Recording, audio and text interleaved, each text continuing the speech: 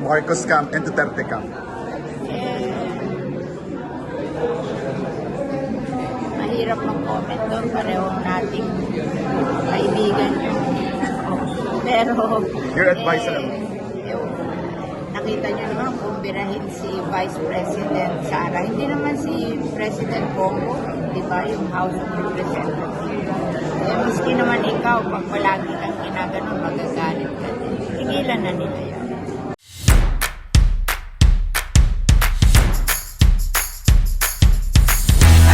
Ayusin mo allegation mo, Sir Kent, magpakita ka ng ebidensya. Putang ina, Ma'am ES.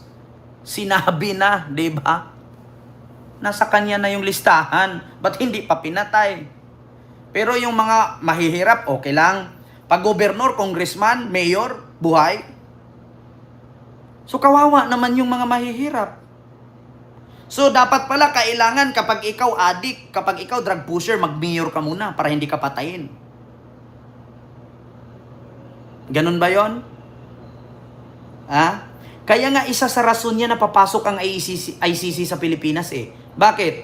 Kasi kapag makapangyarihan ka sa Pilipinas, the law is yours. Kapag mahirap ka, wala kang law. Wala kang batas pag mahirap ka. Patay ka. Pag mayaman ka, either makukulong ka, naka-aircon ka pa. Di ba? Yun ang totoo. DDS, just try to think of it. Isip-isip din pag may time.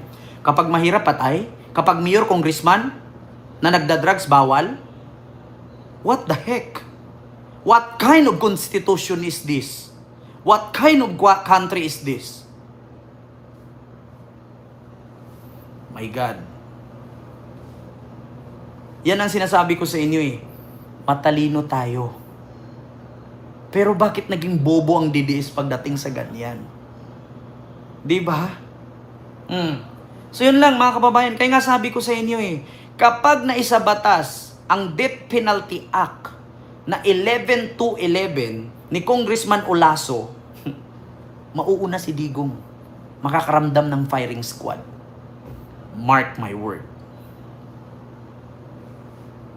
Yan lang kasi ang mapait sa ating bansa eh. Kasi kapag kaibigan mo sa politika, magkaaway kayo, sa personal magkaibigan kayo. Yan ang masakit sa Pilipinas.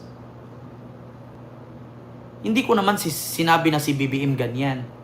Pero kahit mga kaibigan ni BBM eh, kurakot din eh. Diba? Hindi ko sinabing si BBM kurakot. Pero hindi lahat ng kaibigan ni BBM ay kaibigan niya.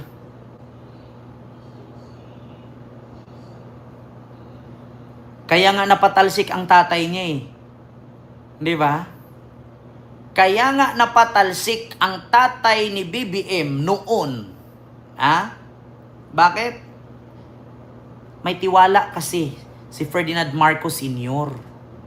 Ang problema, yung pinagkatiwalaan niya, trinaydor siya, na which is ngayon si Enrile. Hindi porket si BBM ay magaling na. Pero may mga kaibigan si BBM, demonyo rin. Di ba? Ako nagsabi sa inyo, hindi lahat ng kahilera ni BBM sa politika, lahat mababait. My God. Only in the Philippines. Kahit gumawa, si Cynthia Villar nga, anong sabi ni Cynthia Villar? Ano ka ba, Ma'am Villar? Maka-DDS ka ba o maka-BBM? Oh, anong sabi ni Villar? Mahirap sumagot eh. Mahirap magsalita eh. Si Sara nga, binira nila. Hindi naman si BBM ang bumira, si Romualdez lang naman. Kaya nga, ma-advise ko lang, itigil na nila yan eh. Di ba? My God.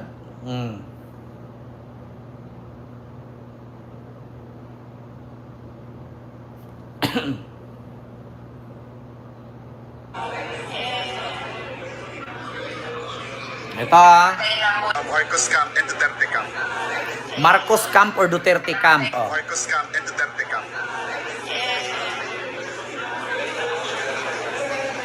Mahirap mag-comment doon. Pareho nating kaibigan yun. Pero, Your advice alam. nakita nyo naman kung birahin si Vice Vice President Sara. Hindi naman si President Bongo, di ba, yung House of Representatives. Eh, maski naman ikaw, pag palagi kang ginaganon, magagalit ka din. Tigilan na nila yan. Marcos camp and Duterte camp. Marcos camp or Duterte camp? Ang tagal makasagot. Bakit? Mahilig sa star na prutas. 'Di ba? Hindi lahat ng kaibigan ni BBM para sa kanya. Yung iba, ginagamit lang siya. Sa tingin nyo si BBM kung hindi presidente yan ngayon?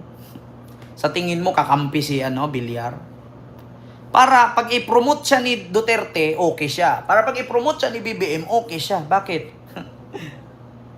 She is running for their business, not for the people. Di ba? English yun. It's hard. It's hard. Di ba?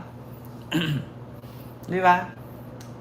Kaya nga di ba mga kababayan, sabi ko sa inyo, si BBM para sa akin okay. Pero paano mga kaibigan ni BBM?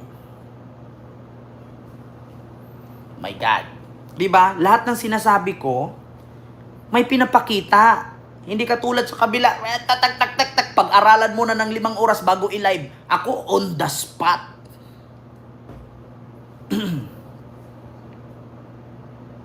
Yes, totoo yan ma'am, dyan sa New Zealand. Dapat nga Kent, may bitay din ang Pilipinas para sa OFW na nandito sa gitnang silangan kasi kawawa din ang mga napapatay walang laban. Di ba ma'am Elina Salonga? Actually, iwan ko sa mga politician, bakit ayaw nila ipasa yung bitay na yan? Malabo pa sa tubig kanal kung may pasa ang 11 to 11 House Bill number ni Congressman Ulaso. Di ba?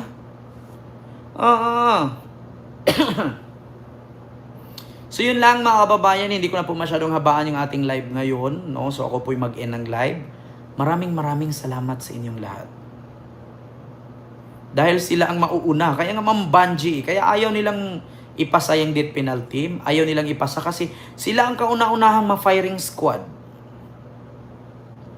Di ba? So yun lang.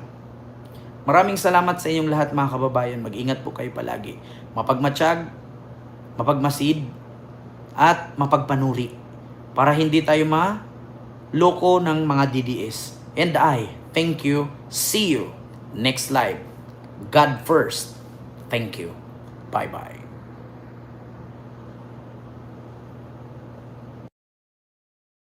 Marcos camp and Duterte camp. Mahirap mag-comment doon. Pareho nating kaibigan yun. Pero, Your advice lang. Nakita nyo naman kung birahin si Vice President Sara. Hindi naman si President Bongo, di ba, yung House of Representatives. Eh, maski naman ikaw, pag palagi kang ginaganon, magagalit ka din. Tigilan na nila yan.